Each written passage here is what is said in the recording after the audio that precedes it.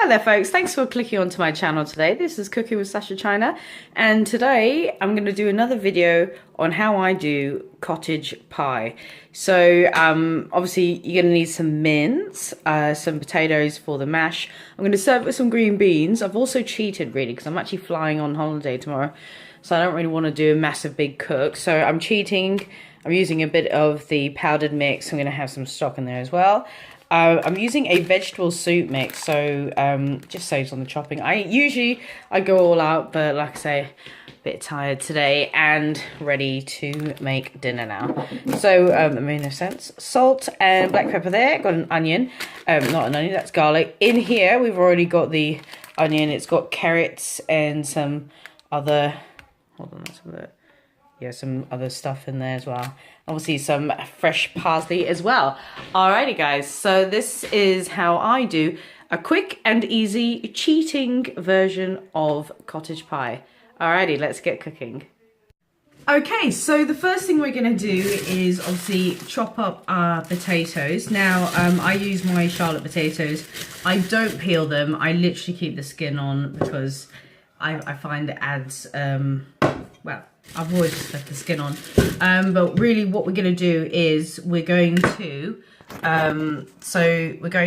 chop the potatoes up, and once we've chopped them up we're going to pop them into the pan to boil them as so, and then so they're not actually going to be, it's not actually going to be mash, that's actually on top of the cottage pie. It's actually going to be crushed potatoes, as I've done before when I did the video for my fish pie and when I did shepherd's pie and cottage pie before. So I'm going to keep doing that till my potatoes are done, and we're going to come back when that's done.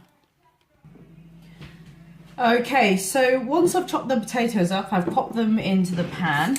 I'm then going to put in a bit of salt into there as well, along with some black pepper. We're going to pop that onto the stove. Obviously, I'll turn that on in just a second. Again, it's not me farting, it's actually the floor. The floor is very creaky. So the next thing you're going to want to do is prepare your garlic.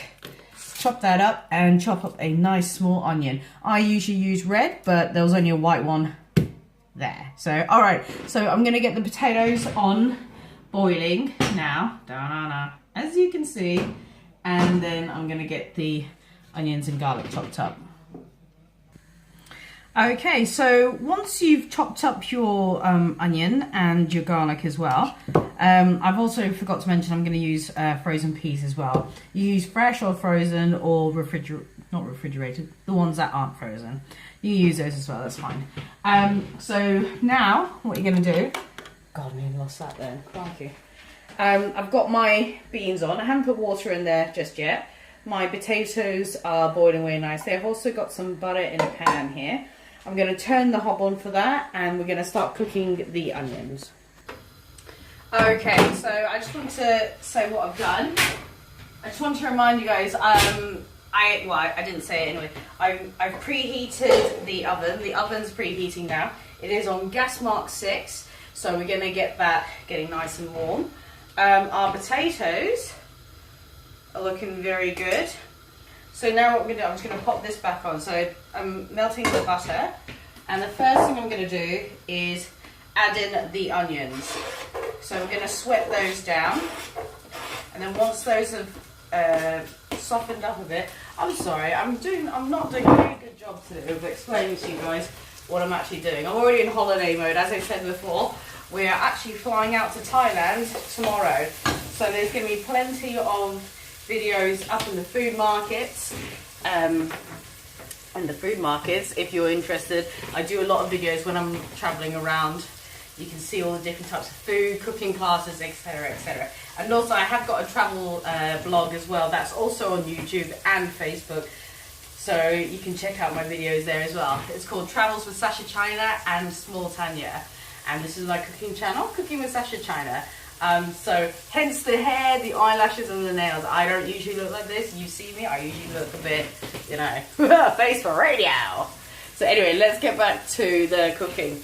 So what we're going to do here So these are softening down nicely. You don't want to add the garlic too soon, because if you add the garlic too soon, it will burn and it will go really, really bitter. So you don't want that at all. Righto. So now the time for the garlic. Straight in there. So it's lovely. I'm going to add in some fresh cracked pepper in there as well. I'll be pretty quick with this because obviously, like I said before, just a smidging of salt in there as well. Give that a good stir. Now we're just going to let that cook down. Okay. Okay, now it's the time to add in the other ingredients. Now normally at this point I would have chopped all my ingredients and put them all together. But like I said, I just wanted my fridge to be pretty empty before we go on holiday. So that's nice and simple. Put that in there. And it's actually the Asda, oh, I don't know if I can say that actually. Can I say that? A supermarket's vegetable soup mix. So in here you got swede, you got parsnips, carrots, onions. So this is going to be very oniony. Don't tell Kevin, he doesn't like onions. So we're going to let that cook down now. So that looks all good. And it's already got bits of herbs in it as well. But also just to give it a bit of help, I've chopped up some fresh leaf parsley here. I'm going to pop that in there as well because, you know, there's nothing wrong with having heaps and heaps of fresh herbs in your cooking. I just love that taste that it, what's the word? Emanates? I don't know. Alrighty, so this is what it's looking like so far. Let me just give you guys a close-up look. So that's what it looks like at the moment. So, like I say, we're going to let that cook down and then we'll come back when that's ready. Okay, so the mixture is doing quite nicely. I don't know if you can see that there. So that's softening down lovely. What we're going to do now is we're going to add in the mint. So, like what I usually do with all my meat dishes, I always let the meat sit out for at least 20 minutes to come up to room temperature. If not 20 minutes, shorter. It depends on what it is. Whereas this was quite cold. It's now lovely and up to room temperature. We're now going to add in the mint. Make sure you get this bit here. Put that down. Bear me 2 seconds and you'll wash my hands.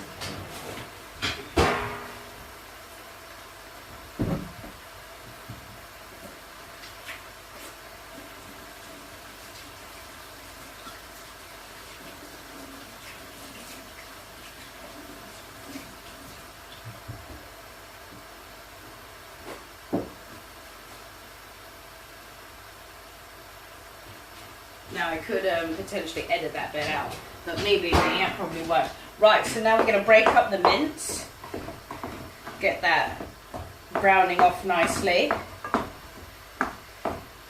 So once we've got that all in there browning off nicely, we'll come back. Okay, so before that starts browning off, I've all mixed it in. It just needs to brown off like I said. I'm going to add in some pepper.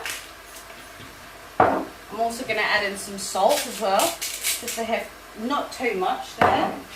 And now the time has come to add in your packet sachet. Now I know other people can do it with stock and stuff.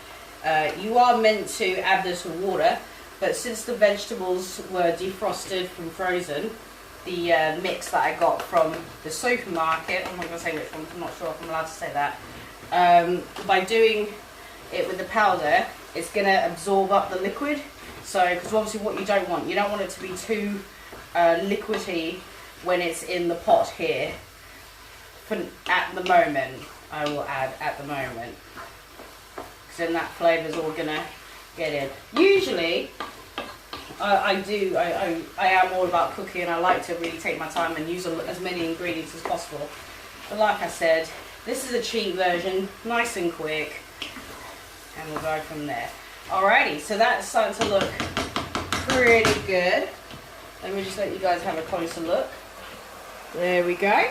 So that's looking good there. So once that's done, actually no. See, I'm in holiday mode and I can't remember anything. I'm so sorry, guys. We're gonna add in the peas now. Crikey. Actually, I'm doing a cooking video and I'm forgetting like half the ingredients. I assure you, I am sober. I haven't had a drink yet. Alrighty, so we've got the peas in, got the carrots, the parsnips, everything's going to cook away nicely. Obviously you don't want to cook it like thoroughly because it's going to do the majority of the cooking in the oven. So let's just bring you in closer what it looks like now. And there we go. Alrighty, we're going to cook that for a little bit longer and then we'll come back. Okay, so now the meat mixture is actually cooked, and as you see, now that it's cooked a bit longer, you've got some liquid in there. So you don't have to really add any mash, because obviously it releases all the water when it's cooking. So now my potatoes are done, and now instead of mashing them like I said before, we're going to crush them. So obviously how I crush them, obviously skin on, just give them a good stab them. Try not to hit the bottom of your pan like I was just doing, because obviously that's how you make your pots no more non-stick.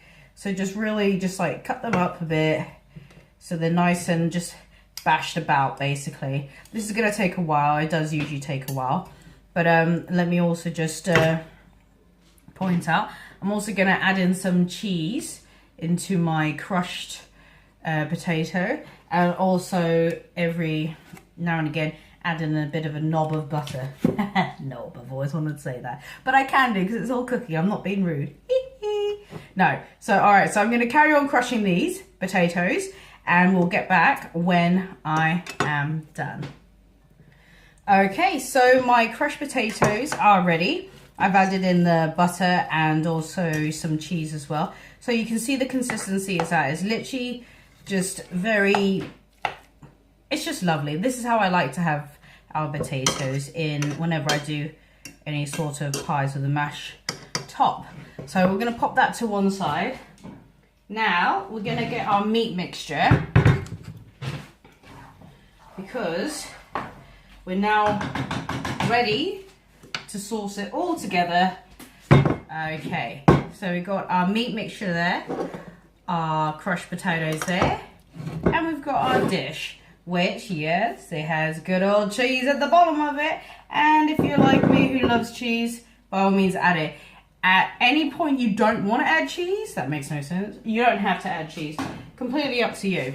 So now for the cottage pie, I'm going to place the mince here, and then with a mash, crushed potato, I keep saying mash, with the crushed potatoes on top. So literally, so what I'm going to do, I'm going to show you some of it that I'm going to be doing, and then I will pause the video and carry on with it, because otherwise it will take far too long. Okay, so, and here we go. So that's basically the gist of things. So you want a nice layer where you want it all to be pretty much brought up, but this is actually going to do this, and